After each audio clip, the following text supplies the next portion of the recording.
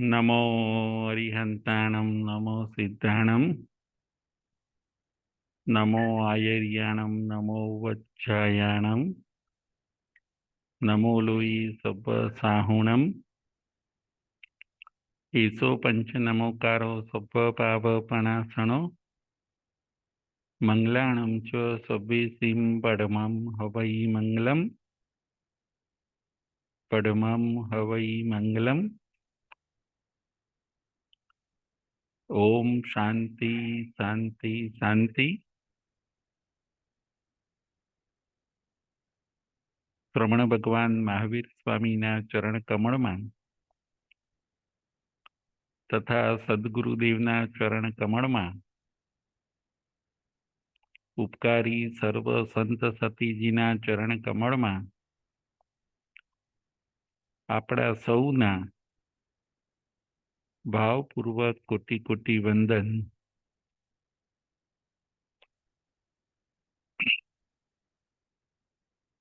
તારીખ 29/2/24 સ્થાનાંક સૂત્ર વાંચણી નંબર 9. આજની આપણી વાંચણીનો વિષય છે 5 ગતિ અને તેના કારણો. 5 ગતિ અને તેના કારણો એ આજની વાંચણીનો વિષય છે. આજનો વિષય બહુ ઇમ્પોર્ટન્ટ છે, જેમાંથી ઘણું બધું આપણને જાણવા મળે છે અને આપણી જે શ્રદ્ધા ખરી એ શ્રદ્ધા મજબૂત બને છે. સમ્યક દર્શન એ મજબૂત બને છે. એવો અગત્યનો વિષય 5 ગતિ અને તેમાં જવાના કારણો, એ વિષય ઉપર આજે આપણે વાંચણી કરીશું. 5 ગતિ કઈ કઈ? આપણા શાસ્ત્રની અંદર 5 ગતિ બતાવવામાં આવી છે. એક નરક ગતિ, 2 તિર્યંચ ગતિ, 3 મનુષ્ય ગતિ, 4 દેવ ગતિ અને 5 મોક્ષ ગતિ. 4 અને 1 એમ થઈને 5 ગતિનું વર્ણન આપણા ત્યાં બતાવવામાં આવ્યું છે. સંસાર કોને કહે છે? તો કે સંસાર એટલે 4 ગતિરૂપ સંસાર. 4 ગતિ એને સંસાર કહેવામાં આવે છે. સંસરતિ જીવ, જીવ જ્યાં ફરે છે, ભ્રમણ કરે છે, જન્મ મરણ કરે છે, એને ગતિ કહેવામાં આવે છે. સંસારમાં આવી રીતે 4 ગતિ છે અને એક પરમ ગતિ, એને મોક્ષ ગતિ કહેવામાં આવે છે. 5 ગતિ અને તેમાં જવાના કારણો, એના ઉપર આપણે આજે વિચાર કરીએ. સૌથી પહેલા જોઈશું નરક ગતિ. ગતિ એટલે પ્લેસ, ઉત્પન્ન થવાની જગ્યા, એને કહેવાય છે ગતિ. નરક ગતિ એક એવું પ્લેસ છે, એવી જગ્યા છે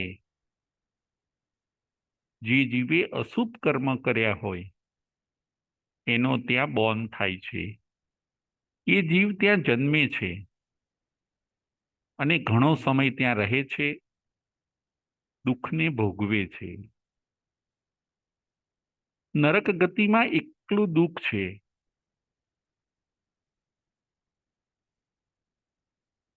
એ નરક એનો આપણે અર્થ કરીએ ન અર્ક, એને કહેવાય છે નરક. જ્યાં સૂર્ય નથી એને કહેવાય છે નરક. નરકમાં અજવાળું નથી.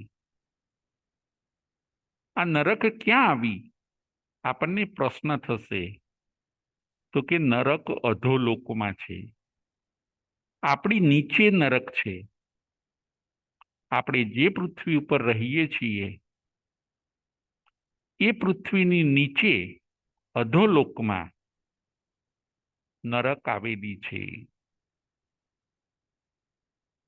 આપણે જોઈ શકતા નથી, કારણ કે આપણી પાસે અવધિ જ્ઞાન કે કેવળ જ્ઞાન જેવું કોઈ વિશિષ્ટ જ્ઞાન નથી. બાકી નરક છે ખરી. જો આપણી પાસે અવધિ જ્ઞાન હોય તો આપણે નરકને જોઈ શકીએ, દેવલોકને જોઈ શકીએ. પરંતુ અત્યારે આપણી પાસે માત્ર બે જ્ઞાન છે.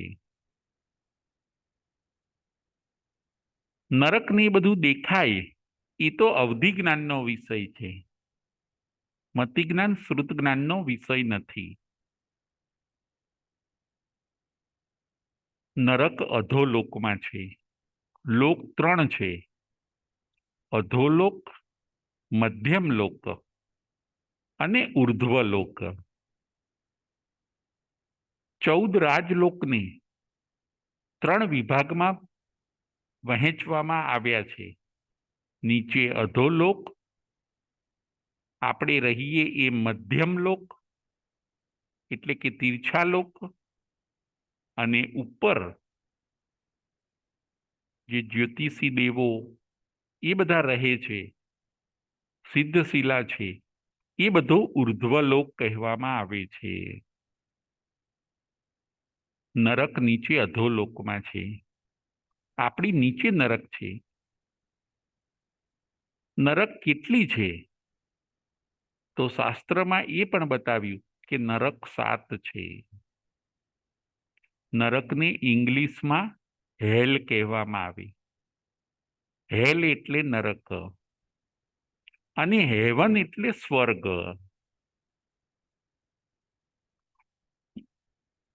નરકને બધા ધર્મ માને છે. જે જીવ પાપ કરે એની ઉત્પત્તિ નરકમાં થાય છે. હિન્દુ ધર્મ હોય, વૈષ્ણવ ધર્મ હોય, જૈન ધર્મ હોય, બધા ધર્મ નરકને સ્વીકારે છે. નરક 7 છે. એ 7 નરકના નામ આપવામાં આવ્યા છે. પહેલી નરકનું નામ છે રત્નપ્રભા.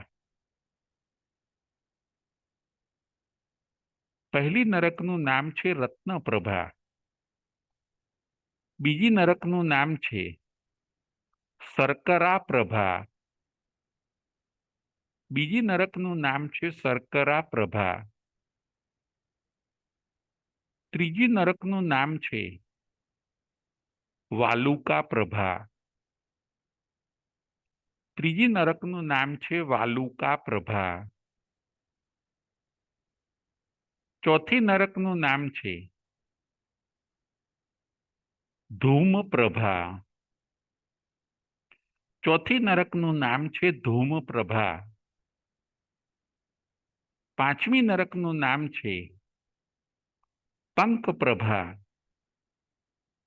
પાંચમી નરકનું નામ છે પંક પ્રભા. છઠ્ઠી નરકનું નામ છે તમઃ પ્રભા.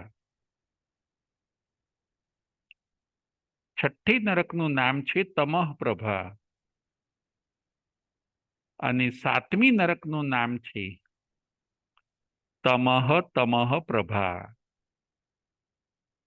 સાતમી નરકનું નામ છે તમઃ તમઃ પ્રભા. આ થયા 7 નરકના નામ. આ બધા નામ પણ ગુણ નિષ્પન્ન છે. પહેલી નરકનું નામ છે રત્નપ્રભા. એ રત્નપ્રભામાં રત્ન જેવા એટલે કે લાઈટ આપે એવું ફ્લોરિંગ છે. રત્નપ્રભા નરકનું ફ્લોરિંગ, ત્યાં સ્ટોન એવા છે કે જે લાઈટ આપે, એટલે એ નરકનું નામ પડ્યું રત્નપ્રભા. બીજી નરકનું નામ શર્કરા પ્રભા, એટલે ત્યાં માત્ર પથ્થર સ્ટોન છે, ગોળ લીસા એવા મોટા મોટા સ્ટોન એના ફ્લોરિંગમાં, એટલે એનું નામ પડ્યું શર્કરા પ્રભા. ત્રીજી નરકનું નામ છે વાલુકા પ્રભા, એટલે એ નરકની અંદર ફ્લોરિંગમાં એકલી રેતી છે. વાલુ એટલે રેતી, એટલે એ નરકનું નામ પડ્યું વાલુકા પ્રભા. ચોથી નરકનું નામ છે પંક પ્રભા, એટલે ત્યાં કાદવ છે. ચોથી નરકના ફ્લોરિંગમાં એકલો કાદવ છે, પંક એટલે કાદવ. પાંચમી નરકનું નામ છે ધૂમપ્રભા, એટલે એના ફ્લોરિંગમાંથી, પાંચમી નરકના ફ્લોરિંગમાંથી, એ જમીનમાંથી એકલા ધુમાડા નીકળે છે, ધુમાડાના ગોટા નીકળે. જેમ અગ્નિ સળગતો હોય એમ ધુમાડા નીકળે, એટલે એ નરકનું નામ પાડ્યું ધૂમપ્રભા. છઠ્ઠી નરકમાં તમઃ એટલે અંધારું છે, ભયંકર અંધારું, એટલે છઠ્ઠી નરકનું નામ છે તમઃ પ્રભા.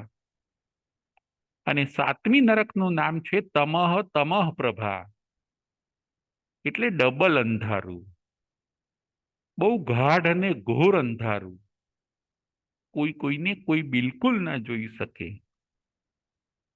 ત્યાંનું જે વાતાવરણ છે એ પ્રમાણે નરકના નામ આપવામાં આવ્યા છે. આવી રીતે 7 નરક છે. જે જીવ પાપ કરે છે એ જીવ નરકની અંદર ઉત્પન્ન થાય છે. એ જીવને હવે નારકી કહેવામાં આવે છે. એ જીવોને માતા પિતા હોતા નથી. નારકીના જીવો સીધા કુંભીની અંદર ઉત્પન્ન થાય છે. ત્યાં નરકની અંદર એક પોટ જેવું હોય, કુંભ. એ કુંભીમાં નારકી ઉત્પન્ન થાય. પરમાધામી દેવો એને સાણસાથી બહાર કાઢે અને પછી બહાર મૂકે. જન્મતાની સાથે જ એ 32 વર્ષના યુવાન હોય એવા થઈ જાય અને બૂમ પાડતા પાડતા એ નારકી ત્યાંથી ભાગવા લાગે. શાસ્ત્રકાર કહે છે કે નરકમાં 1 મિનિટની પણ શાંતિ નથી. 7 નરકની અંદર એ ભૂમિ જેવી છે, એ જગ્યા જેવી છે કે ત્યાં આગળ દુઃખ દુઃખ અને દુઃખ જ છે. નરકની અંદર 3 પ્રકારની વેદના બતાવી કે જે નારકી ત્યાં ઉત્પન્ન થાય છે એ નારકીને 3 પ્રકારની વેદના સહન કરવી પડે છે. પહેલા નંબરની વેદના એ છે ક્ષેત્ર વેદના, એટલે કોઈક જગ્યાએ ઠંડી હોય, કોઈક નરકની અંદર ગરમી હોય, એ થઈ ક્ષેત્ર વેદના. પ્રથમ નંબરની ક્ષેત્ર વેદના.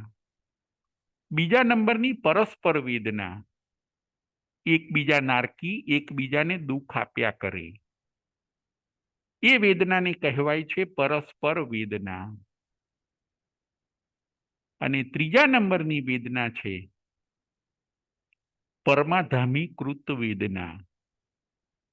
ત્રીજા નંબરની વેદના પરમાધામી કૃત વેદના, એટલે ત્યાં આગળ પરમાધામી દેવો હોય, એ નારકીને દુઃખી કર્યા કરે.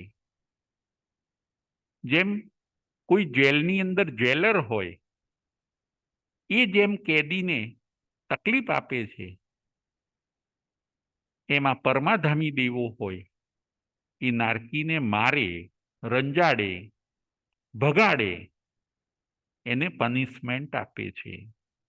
આવી રીતે ત્રણ વેદના, ક્ષેત્ર વેદના, પરસ્પર વેદના અને પરમાધામી કૃત વેદના. એક એક નારકીને 16 રોગ હોય છે. પાપની સજા ભારે. નરકના આયુષ્ય પણ લાંબા લાંબા હોય છે. પહેલી નરકની સ્થિતિ જઘન્ય 10,000 વર્ષ અને ઉત્કૃષ્ટ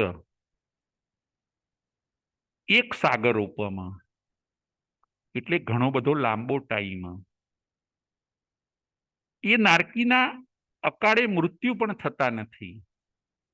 એમનું શરીર પારા જેવું હોય છે, મર્ક્યુરી જેવું. એમનું છેદન ભેદન થાય, દુઃખ ઘણા સહન કરે, પરંતુ એ ઓફ ન થઈ જાય, એ મૃત્યુ ન પામે. એમના આયુષ્ય બધા નિકાચિત હોય, જેટલા હોય એટલા ભોગવવા જ પડે. અકાળે મૃત્યુ ન થાય એ લોકોનું. આવી રીતે 7 નરકના થઈને નારકીઓના આયુષ્ય, છેલ્લી જે 7મી નરક ખરી, એમાં ઉત્કૃષ્ટ આયુષ્ય 33 સાગરોપમ બતાવવામાં આવ્યું છે. નરક પણ છે, એક નહીં 7 નરક છે. હવે આ નરકમાં કયો જીવ જાય, એવા શું પાપ કર્યા હોય તો જાય, એના આપણે કારણો જોઈએ. નરકમાં જવાના 4 કારણો બતાવવામાં આવ્યા છે. જેવું કારણ એવું જ કાર્ય હોય છે. કોઈક જીવ નારકી બને છે, એ એનું રિઝલ્ટ છે, પણ એની પાછળનું કોઈક રીઝન હોવું જોઈએ, તો જ એ જીવનો નરકમાં બોર્ન થાય. નરકમાં બોર્ન થવાના 4 રીઝન, એટલે કે 4 કારણ આપણા ત્યાં બતાવવામાં આવ્યા છે. શાસ્ત્રકાર કહે છે, એમાંનું પહેલું કારણ છે મહાઆરંભ. બીજું કારણ છે મહાપરિગ્રહ. ત્રીજું કારણ છે કુણીમ આહાર. અને ચોથું કારણ છે પંચેન્દ્રિયનો વધ. ફરીથી નારકીમાં ઉત્પન્ન થવાના 4 કારણો: મહાઆરંભ, મહાપરિગ્રહ, કુણીમ આહાર એટલે કે માંસાહાર, અને ચોથું પંચેન્દ્રિયનો વધ. જો કોઈ જીવ મહાઆરંભ એટલે કે બહુ મોટા વાયોલેન્સ કરે છે, હિંસા કરે છે, તો એવો જીવ મરીને પછી નરકની અંદર ઉત્પન્ન થાય છે. મહાપરિગ્રહ એટલે જેની પાસે કલેક્શન બહુ છે, પરિગ્રહ બહુ છે, એમાં જ આસક્તિ છે, એમાં જ મન પરોવાયેલું રહે છે, તો એવો જીવ પણ ઓફ થઈને નરકની અંદર ઉત્પન્ન થાય છે. કુણીમ આહાર, જે જીવો માંસાહાર કરે છે, એ પણ મરીને નરકની અંદર ઉત્પન્ન થાય છે. અને પંચેન્દ્રિયનો વધ, જે કોઈ હન્ટિંગ, શિકાર અથવા જાણતા અજાણતા ડાયરેક્ટ ઇનડાયરેક્ટ પંચેન્દ્રિય જીવોનો વધ કરે છે, એ પણ પોતે આ પાપ કર્મનું ફળ ભોગવવા માટે નરકની અંદર જાય છે. માટે નરકમાં જવાના આવા 4 કારણો છે. આપણે આપણી શ્રદ્ધા મજબૂત કરવાની છે. કે નરક નથી એવું નહીં. ઘણી બધી વસ્તુઓ દુનિયામાં છે, પરંતુ આપણી પાસે જ્ઞાન સીમિત છે. દુનિયા ઘણી મોટી છે, એટલે આપણે પ્રભુના વચન ઉપર શ્રદ્ધા રાખવી જોઈએ. લોજિકથી બધી વસ્તુનો આપણે સ્વીકાર કરવો જોઈએ. લોજિક જ્ઞાનથી આપણે ધર્મ અને કર્મ ઉપર વિશ્વાસ કરવો જોઈએ. આ થઈ નરક ગતિની વાત. બીજી ગતિ છે તિર્યંચ ગતિ. તિર્યંચ એટલે એનિમલ. તિર્યંચમાં પણ 5 જાતિ બતાવવામાં આવી: એકેન્દ્રિય, બેઇન્દ્રિય, તેઇન્દ્રિય, ચૌરેન્દ્રિય અને પંચેન્દ્રિય. તિર્યંચ જીવો એટલે જે તિરછા ચાલે, આડા ચાલે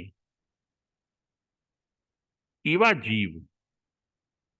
શરીર અને પ્લેસ બધાને જુદા જુદા મળે છે, પણ આત્મા સૌનો સરખો છે. એ ચાહે નારકીનો હોય, તિર્યંચનો હોય, મનુષ્યનો હોય, દેવનો હોય કે મોક્ષમાં રહેલા સિદ્ધ ભગવાનનો હોય, આત્મા સૌનો સરખો છે. શરીર સૌને પુણ્ય અને પાપ પ્રમાણે મળે છે. ગતિ પણ દરેકને પોતપોતાના પુણ્ય અને પાપ પ્રમાણે મળે છે. તિર્યંચ ગતિ એટલે એનિમલ, એકેન્દ્રિય જીવો, બેઇન્દ્રિય જીવો, જીવજંતુઓ, તેઇન્દ્રિય જીવો, ચૌરેન્દ્રિય જીવો. પંચેન્દ્રિય એટલે કે ગાય, હરણ, સિંહ, વાઘ. જો કદાચ નરક ગતિ તો આપણને દેખાતી નથી, પરંતુ તિર્યંચ ગતિ તો આપણી સામે જ છે. તિર્યંચો આપણી સામે છે. એમનું જીવન પણ આપણા જેવું જ છે. એ ખાલી એ લોકો બોલી શકતા નથી.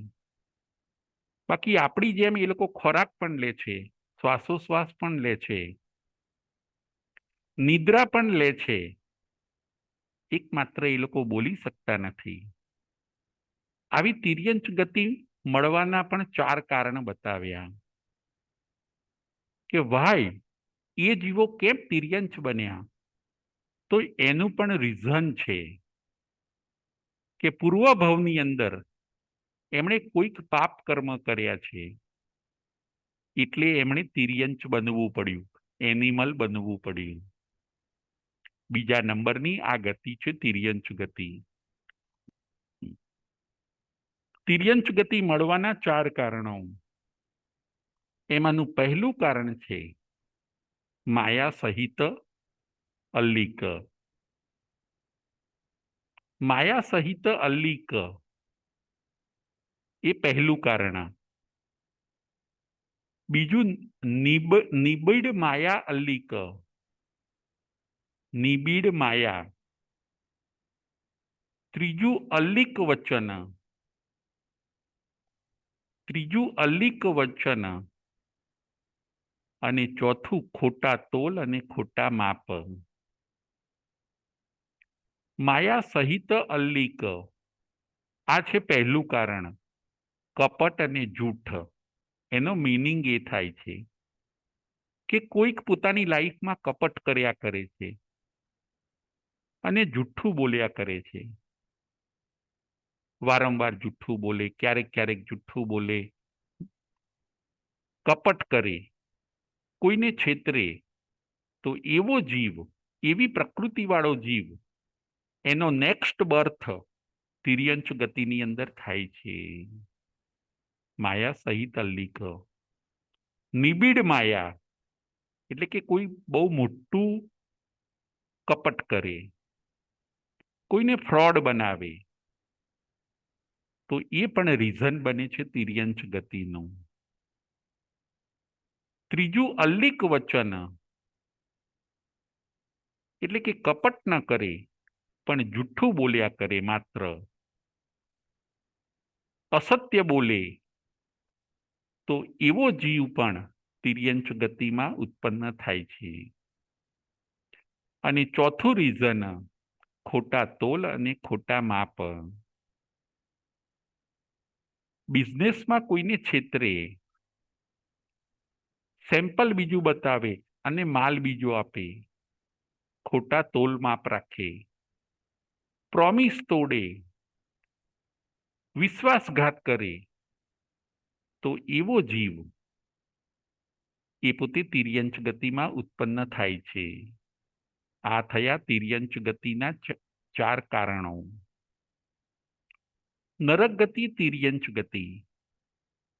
હવે ત્રીજી ગતિ બતાવી મનુષ્ય ગતિ, જે મનુષ્ય ગતિ આપણને મળી છે. મનુષ્ય માત્ર અઢી દ્વીપમાં જ હોય છે.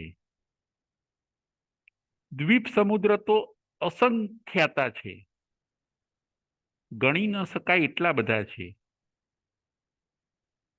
પરંતુ એની અંદર માત્ર અઢી દ્વીપમાં, એટલે કે 2.5 અઢી દ્વીપમાં જ મનુષ્ય છે. એ મનુષ્યના ક્ષેત્ર પણ 101 છે. 15 કર્મભૂમિના મનુષ્ય, 30 અકર્મભૂમિના મનુષ્ય અને 56 અંતરદ્વીપના મનુષ્ય. મનુષ્ય જન્મને ઊંચો કહેવામાં આવ્યો છે. મનુષ્ય ગતિને સદગતિ કહેવામાં આવી છે. સૌથી જો આપણે ઓછા ભાવ કર્યા હોય તો મનુષ્ય ગતિના, અને સૌથી જો વધારે ભાવ કર્યા હોય તો તિર્યંચ ગતિના વધારે ભાવ કરેલા છે.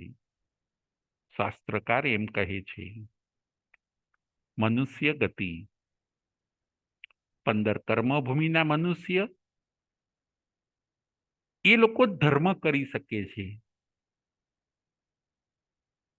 ત્યાં જ તીર્થંકર ભગવંતો થતા હોય છે. ત્યાં આગળ જ અસીમસી અને કૃષિ છે. 15 કર્મભૂમિના મનુષ્ય, 5 ભરત, 5 ઐરવત અને 5 મહાવિદેહ ક્ષેત્ર, એમ થઈ 15 કર્મભૂમિ. 30 અકર્મભૂમિ અને 56 અંતરદ્વીપમાં ધર્મ નથી. ત્યાં યુગલિક લોકો હોય છે. મનુષ્ય તો ખરા, પણ યુગલિક. ત્યાં બધો કલ્પવૃક્ષથી વ્યવહાર ચાલે. માતા પિતાને સંતાન થાય એ પણ ટ્વિન્સ હોય. અકર્મભૂમિમાં તીર્થંકર ભગવંતોનો જન્મ થતો નથી, એટલે ત્યાં ધર્મ કે તીર્થ હોતા નથી. માત્ર કર્મભૂમિની અંદર જ ધર્મ હોય છે. આપણે અત્યારે જે ભૂમિમાં છીએ એને ભરત ક્ષેત્ર કહેવામાં આવે છે. મનુષ્ય બનવું એ પણ ખૂબ નસીબની વાત છે. કેટલાય પુણ્ય કર્યા હોય આપણે, ત્યારે આપણે મનુષ્ય બની શકીએ. ખૂબ પુણ્ય કર્યા હોય તો આપણે મનુષ્ય બની શકીએ. નરક તિર્યંચ ગતિ મળી જવી કે દેવગતિ મળી જવી એ તો આસાન છે, પણ મનુષ્યનો ભાવ મળવો એ આપણા ત્યાં શાસ્ત્રમાં એમ કીધું કે ખૂબ દુર્લભ છે. જેનો ખૂબ પુણ્યનો ઉદય હોય એને જ આ મનુષ્ય ગતિ અને મનુષ્યનો ભાવ મળે છે. પૂર્વે એવું શું કર્યું હોય તો જીવ મનુષ્ય બને છે? તો કે મનુષ્ય બનવાના પણ 4 કારણો છે. 4 રીઝનનું જો એને સેવન કર્યું હોય તો એ પોતે મનુષ્ય બને છે. કયા કયા 4 કારણો એને હવે આપણે જોઈએ. મનુષ્ય બનવાના 4 કારણો. નંબર 1, ભદ્ર પ્રકૃતિ. નંબર 1, ભદ્ર પ્રકૃતિ. નંબર 2, વિનય પ્રકૃતિ. નંબર 2, વિનય પ્રકૃતિ. નંબર 3, સાનુક્રોશ. નંબર 3, સાનુક્રોશ. અને નંબર 4, અમત્સર. નંબર 4 અમત્સર. બસ મનુષ્ય બનવાના આ 4 કારણો છે. નંબર 1 ભદ્ર પ્રકૃતિ, એટલે જો કોઈનો સ્વભાવ સારો હોય. ભદ્ર એટલે કલ્યાણકારી અને પ્રકૃતિ એટલે સ્વભાવ. આખી લાઈફ જેણે સારો સ્વભાવ મેન્ટેન કર્યો હોય એ જીવ નો સેકન્ડ બર્થ પછીનો ભાવ એ મનુષ્યનો એને મળે છે. ભદ્ર પ્રકૃતિ, ફાઇન નેચર, જેનો સ્વભાવ સારો હોય, જેનો સ્વભાવ પરફેક્ટ હોય, જેનો સ્વભાવ જેન્ટલમેન હોય, એવો જીવ મનુષ્ય બને છે. ઓફ થઈને પછી મનુષ્ય બને છે. ભદ્ર પ્રકૃતિ. નંબર 1. નંબર 2 વિનય પ્રકૃતિ, એટલે રિસ્પેક્ટફુલ નેચર, જેનો સ્વભાવ ખૂબ રિસ્પેક્ટફુલ હોય, બીજા જીવોને માન આપતા હોય, બીજા જીવોનો વિનય કરતા હોય, આખી લાઈફ જેની આમાં પસાર થાય એ જીવ મરીને મનુષ્ય બને છે. જેવું રીઝન એવું રિઝલ્ટ. સાનુકૃષ, ત્રીજા નંબરનું રીઝન છે સાનુકૃષ, એટલે અનુકંપા ભાવ. જે દયાવાળો જીવ હોય, દયાળુ જીવ હોય, એ પણ પોતે મરીને મનુષ્ય બને છે. અને નંબર 4 નંબરનું રીઝન અમત્સર. અમત્સર એટલે ઈર્ષાવાળો સ્વભાવ ન હોય. નો જેલરસી. નો જેલરસી, ઈર્ષાવાળો સ્વભાવ ન હોય એવો જીવ પણ મરીને મનુષ્ય બને છે. મનુષ્ય કોણ બની શકે? તો કે આ 4 ટાઈપનો જેના નેચર હોય. ભદ્ર પ્રકૃતિ, વિનય પ્રકૃતિ, સાનુક્રોશ અને અમત્સર. એવો જીવ ને સેકન્ડ બર્થ મનુષ્યનો મળે છે. આપણે પણ આ જ રીઝન ગયા જન્મમાં ફોલો કર્યા હશે, એટલે આપણને આ જન્મ મનુષ્યનો મળ્યો. આ જ રીઝન, આ 4 રીઝનમાંથી કોઈક ને કોઈક રીઝન વધારે કે ઓછા ભાવથી આપણે ફોલો કર્યું હશે, અને એ રીઝને આપણા આત્માને મનુષ્યનો ભાવ આપ્યો. આ વસ્તુ આપણે સમજવાની છે. આ થઈ મનુષ્ય ગતિની વાત. ચોથા નંબરની ગતિ છે દેવગતિ. દેવ અને દેવલોક. દેવલોકને આપણા ત્યાં ઇંગ્લિશમાં હેવન કહેવામાં આવે છે. દેવલોક એટલે સ્વર્ગ. જે જીવે પુણ્ય કર્યા હોય એ પોતે સ્વર્ગમાં જાય છે. સ્વર્ગમાં સુખ હોય છે, ત્યાં દુઃખ હોતું નથી. સ્વર્ગમાં બધી ફેસિલિટી હોય, ત્યાં આગળ બધી સગવડ હોય છે.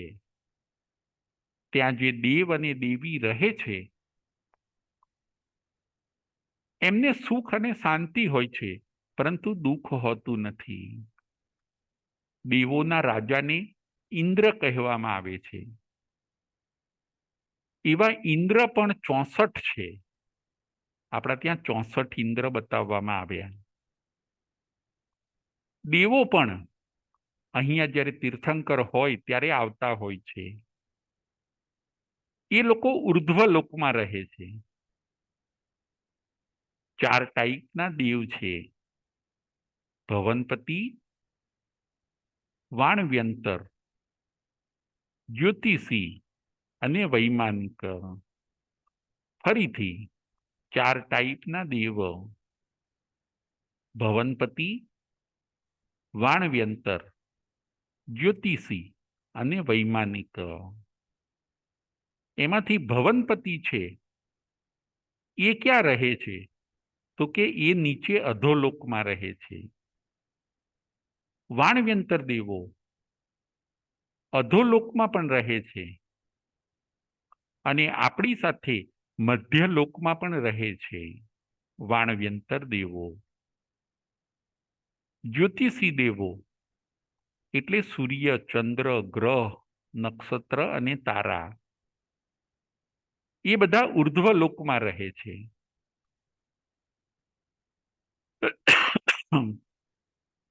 અને વૈમાનિક દેવો એ સૂર્ય, ચંદ્રથી પણ ઉપર વૈમાનિક દેવો રહે છે. 12 દેવલોક, 9 ગ્રેવેક અને 5 અનુત્તર વિમાન. એમ ઉપર ઉપર જઈએ એટલે બધા હેવન આવે છે. એ પણ આપણે કેમ જોઈ શકતા નથી? કેમ કે આપણી પાસે અવધિ જ્ઞાન નથી. જો આપણી પાસે અવધિ જ્ઞાન આવી જાય તો આપણે હેલ અને હેવન બધું આપણે જોઈ શકીએ, અવધિ જ્ઞાની જોઈ શકીએ. કેવળ જ્ઞાની પણ બધું જોઈ જાણી શકે. પૂરા વિશ્વને, 14 રાજલોકને કેવલી ભગવાન જોઈ અને જાણી શકે. આપણું કેવળ જ્ઞાન કે અવધિ જ્ઞાન આપણું અવરાઈ ગયું છે, ઢંકાઈ ગયું છે, એટલે આપણને હેવન દેખાતા નથી. બાકી હેવન પણ છે, સ્વર્ગ અને દેવલોક પણ છે. આપણે શ્રદ્ધાને મજબૂત કરવાની છે. વિશ્વ ઘણું મોટું છે. આપણને ન દેખાય એ વસ્તુ નથી એવું માનવાની ભૂલ ક્યારેય ન કરવી.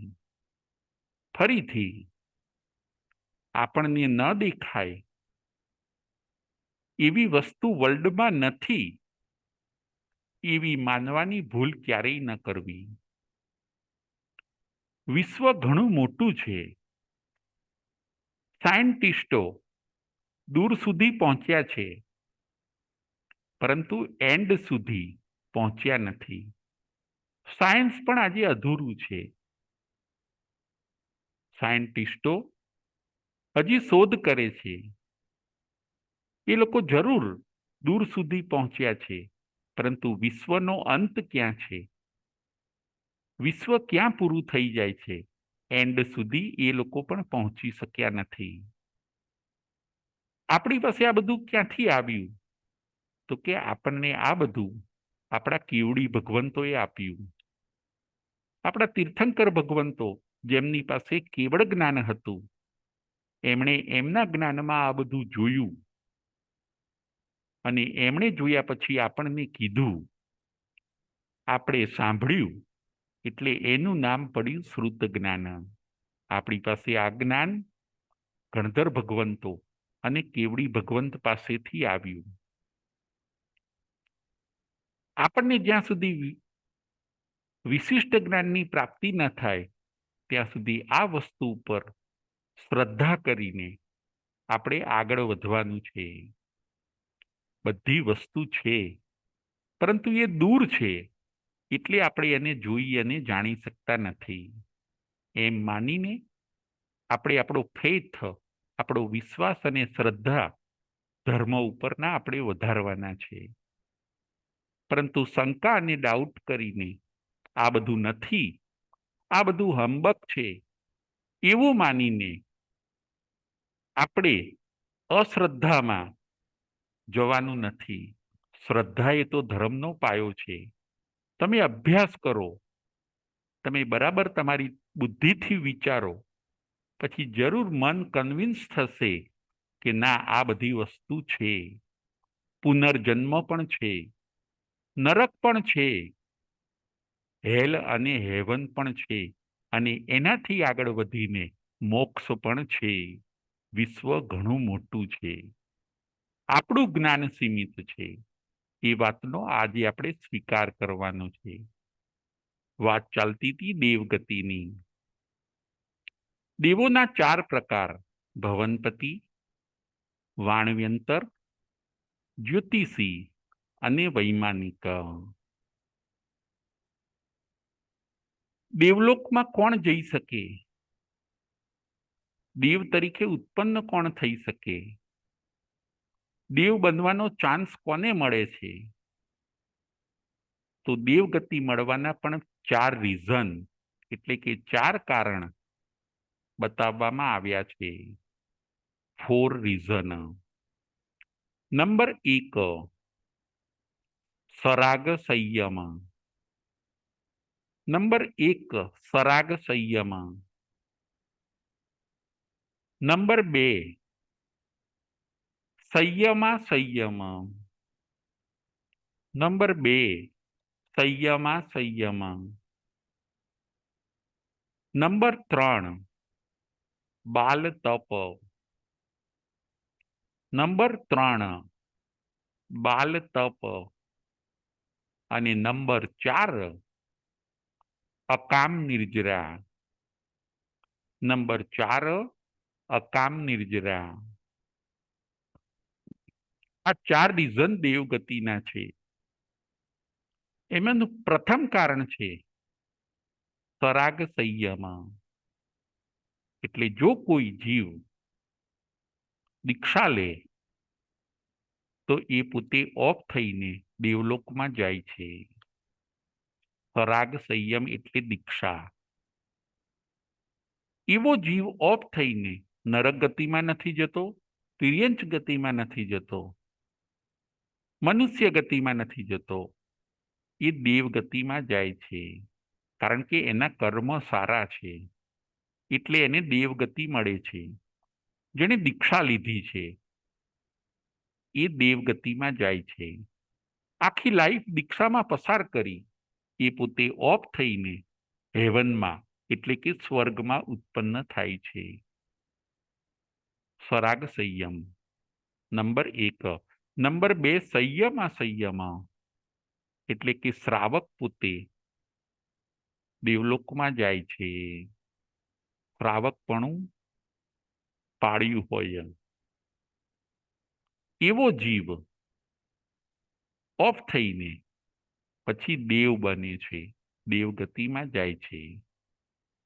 નંબર 3, બાલ તપ એટલે કે કોઈ સંન્યાસીઓ હોય જે બાલ તપ કરે છે, કોઈ સંન્યાસી, કોઈ યોગી મહાત્મા, એ પણ ઓફ થઈને દેવલોકમાં દેવ બને છે. અને અકામ નિર્જરા નંબર 4, અકામ નિર્જરા એટલે કે અનિચ્છાએ જેને કષ્ટો સહન કર્યા છે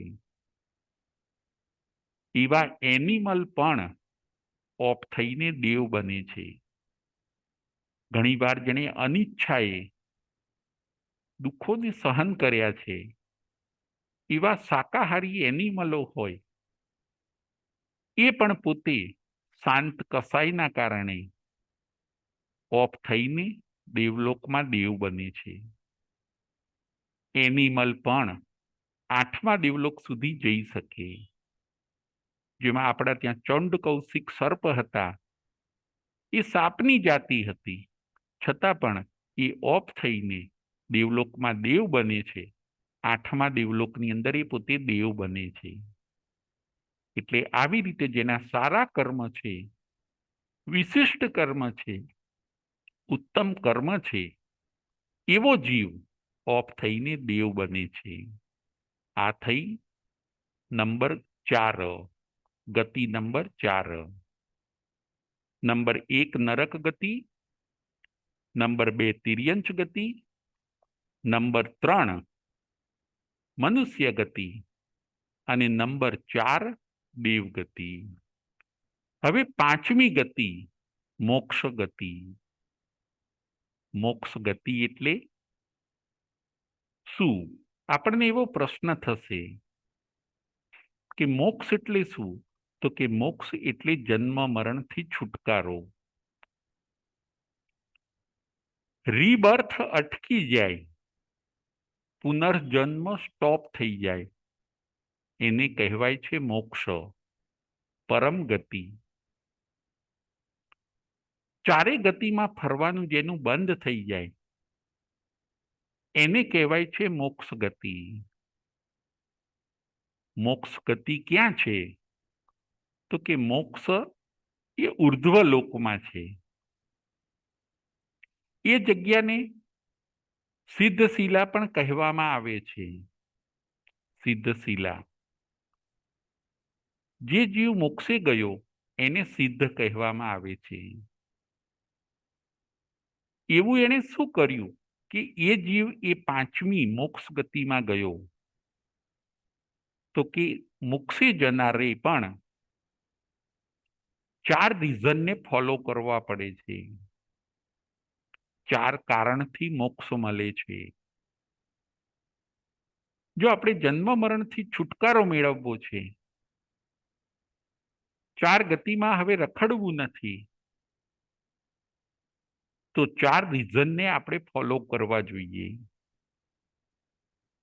4 રીઝનને આપણે અંગીકાર કરવા જોઈએ.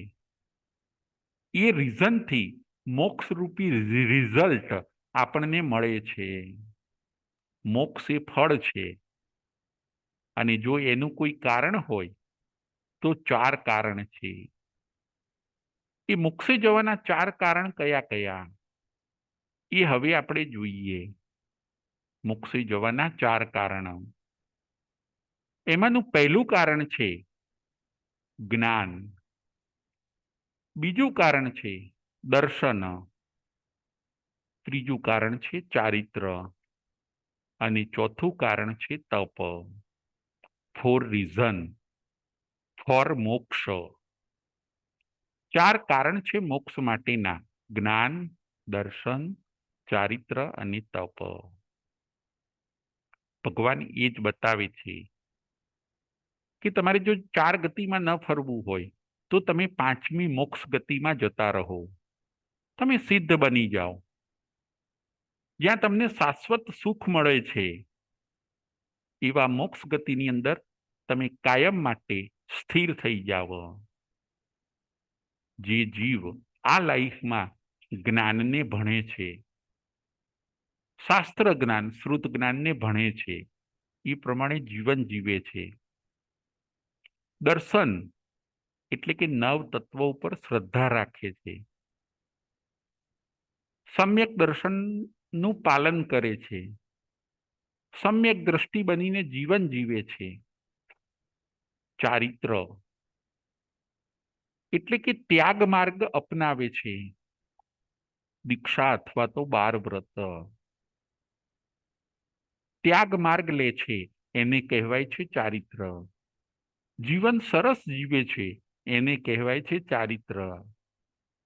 અને તપ, જે તપ કરે છે એવો જીવ પણ મોક્ષમાં જાય છે. જ્ઞાન, દર્શન, ચારિત્ર અને તપ, આ જ મોક્ષ માર્ગ છે. એનાથી 5મી પરમ ગતિ એ આપણને મોક્ષ મળે છે. મોક્ષનું બીજું નામ આપણે જોયું સિદ્ધશિલા. એ 45 લાખ યોજન લાંબી પહોળી છે. અઢી દ્વીપનું જેટલું માપ છે એટલું જ માપ સિદ્ધશિલાનું છે. એ જીવોને સિદ્ધ ભગવાન કહેવામાં આવે છે. હવે એમને જન્મ નથી, જરા નથી, દુઃખ નથી, ભૂખ નથી, ઊંઘ નથી, આળસ નથી, કર્મ નથી, ક્લેશ નથી, ઝઘડો નથી. અનંત અનંત આત્મિક સુખની લહેરમાં એ સિદ્ધ ભગવાન સદાકાળ બિરાજે છે. એને કહેવાય છે પરમ ગતિ. મોક્ષ આપણું લક્ષ્ય હોવું જોઈએ. 4 ગતિ એ સંસાર છે અને 5મી જે પરમ ગતિ એ મોક્ષ છે, જ્યાં શાશ્વત સુખ છે. દરેક ધર્મ મોક્ષને સ્વીકારે છે. કોઈ પણ ધર્મ હોય એ મોક્ષને માને છે. કોઈ એને અક્ષરધામ કહે છે, કોઈ એને વૃંદાવન કહે છે, કોઈક એવું પણ માને છે કે જ્યાં ભગવાન છે ત્યાં આપણે જવું છે. તો ભગવાન ક્યાં છે? તો કે જે આત્મા હતો એ પરમાત્મા બની ગયો, અને એ જે અત્યારે વર્તમાને સિદ્ધ શિલા ઉપર બિરાજમાન છે એ જ પરમાત્મા છે. ત્યાં જવું અને ત્યાં રહેવું એને જ કહેવાય છે કે આપણે ભગવાન પાસે ગયા. દરેક જણ મોક્ષનો પણ સ્વીકાર કરે છે, મોક્ષ પણ છે. જો મોક્ષ ન હોત તો કોઈ ધર્મ કરત નહીં, તો શાસ્ત્ર વાંચન અને શાસ્ત્ર અને બધી ધર્મ ક્રિયાઓ નિરર્થક થઈ જાત. પરંતુ બધા બુદ્ધિશાળી જીવો આજે ધર્મ કેમ કરે છે? એમને ખબર છે કે આ ધર્મથી અમને મોક્ષની પ્રાપ્તિ થવાની છે. એમને મોક્ષ ઉપર દ્રઢ વિશ્વાસ છે, માટે એ બધા ધર્મ અને ધર્મ ક્રિયાઓ કરે છે. શાસ્ત્ર અને શાસ્ત્ર વાંચન એ લોકો કરે છે. એ વસ્તુ આપણે સમજવાની છે. આવા મોક્ષ પ્રત્યે, આવા મોક્ષને આપણે પણ ધ્યેય બનાવવાનું છે.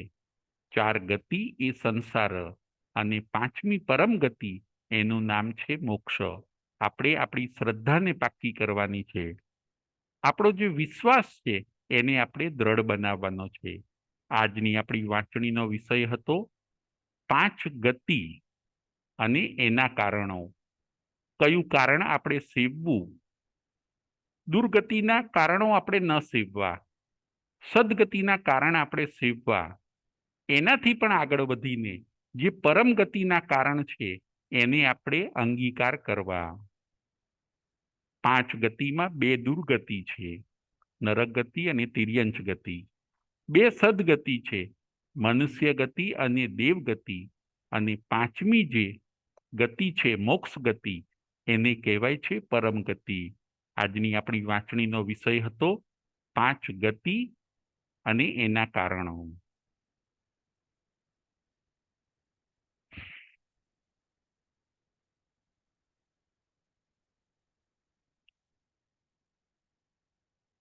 પ્રશ્નોત્તરી.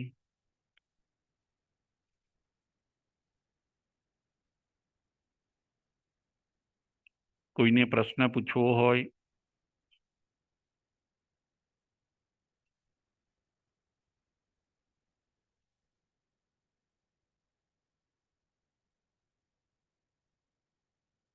ચાલો, હવે પ્રશ્ન નંબર 1. 7 નરકના નામ કયા કયા છે? પ્રશ્ન નંબર 1, 7 નરકના નામ. બીનાબેન શેઠ. જય જીનેન્દ્ર. જય જીનેન્દ્ર. 7 નરકના નામ છે. પહેલી નરકનું નામ રત્નપ્રભા, બીજીનું નામ શર્કરા પ્રભા, ત્રીજીનું નામ વાલુકા પ્રભા, ચોથીનું નામ પંખ પ્રભા, 5મીનું નામ ધૂમ્ર પ્રભા, 6થીનું નામ તમહ પ્રભા, 7મીનું નામ તમહ પ્રભા. બહુ સરસ, બહુ સરસ. હવે આગળ. નરક ગતિમાં જવાના 4 કારણો કયા કયા? કોઈ જીવ નરક ગતિમાં બોર્ન થાય છે તો નરક ગતિમાં જવાના 4 કારણ. નરક ગતિમાં જવાના 4 કારણ, 4 રીઝન. નરક ગતિમાં જવાના 4 કારણ કયા કયા? દીનાબેન શેઠ. જવાના 4 કારણ છે: મા આરમ, મા પરિગ્રહ, માંસાહાર અને પંચેન્દ્રિયનો વશ. બહુ સરસ, બહુ સરસ. Thank you. હવે તિર્યંચ ગતિમાં જવાના 4 કારણો. તિર્યંચ ગતિમાં જવાના 4 કારણો. તિર્યંચ ગતિમાં જવાના 4 કારણો. દીનાબેન શેઠ. તિર્યંચ ગતિમાં જવાના 4 કારણ છે: માયા સહિત અલ્લિક, જે કપટ અને જુઠ્ઠું બોલે. બીજું છે નિમિત્ત માયા, જે મોટું કપટ કરે, કોઈને ફ્રોડ બનાવે. ત્રીજું છે અલિક વચન, જે કપટ ન કરે પણ માત્ર ખાલી જૂઠું જ બોલે. અને ચોથું છે ખોટા તોલ અને ખોટા માપ, ધંધામાં કોઈને છેતરે, વચન તોડે, વિશ્વાસઘાત કરે. એ 4 કારણ છે. બહુ સરસ, બહુ સરસ, બહુ પરફેક્ટ કીધું તમે દીનાબેન, એકદમ બરાબર. થેન્ક યુ ભાઈ. ઓકે, હવે મનુષ્ય, આગળનો પ્રશ્ન. મનુષ્ય ગતિના 4 કારણો. મનુષ્ય ગતિના 4 કારણો કયા કયા? મનુષ્ય ગતિના 4 કારણો. મનુષ્ય ગતિના 4 કારણો, દીનાબેન શેઠ. મનુષ્ય ગતિમાં જવાના 4 કારણ છે. પહેલું છે ભદ્ર પ્રકૃતિ, જે કલ્યાણકારી સ્વભાવ હોય.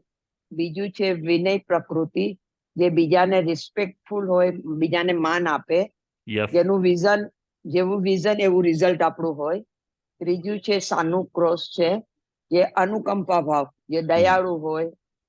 અને ચોથું છે અમત્સર, એટલે કે ઈર્ષા વાળો સ્વભાવ ન હોય.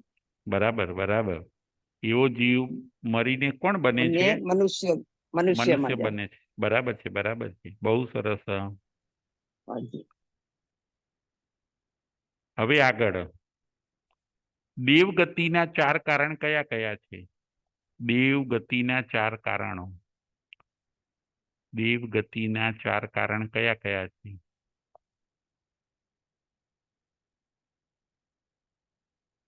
દેવગતિના 4 કારણ, દીનાબેન શેઠ. દેવગતિમાં જવાના 4 કારણ છે. સરાગ સંયમ પહેલું છે, જે કોઈ જે દેવ દીક્ષા લે. બીજું છે સંયમમાં સંયમ, શ્રાવક પોતે દેવલોકમાં પોતે શ્રાવકપણું પૂરું પાડે. ત્રીજું છે બાલ તપ, જેમ કે કોઈ સંન્યાસી છે બાલ તપ કરે ઈ. અને ચોથું છે અકામ નિજરા, એટલે અનિચ્છાએ જેઓ દુઃખોને કષ્ટ સહન કરે છે. એ દેવગતિના 4 કારણ. બહુ સરસ, બહુ સરસ, થેન્ક યુ. હવે આગળનો પ્રશ્ન. મોક્ષે જવાના 4 કારણો કયા કયા? કયા કારણોથી આપણે મોક્ષે જઈ શકીએ?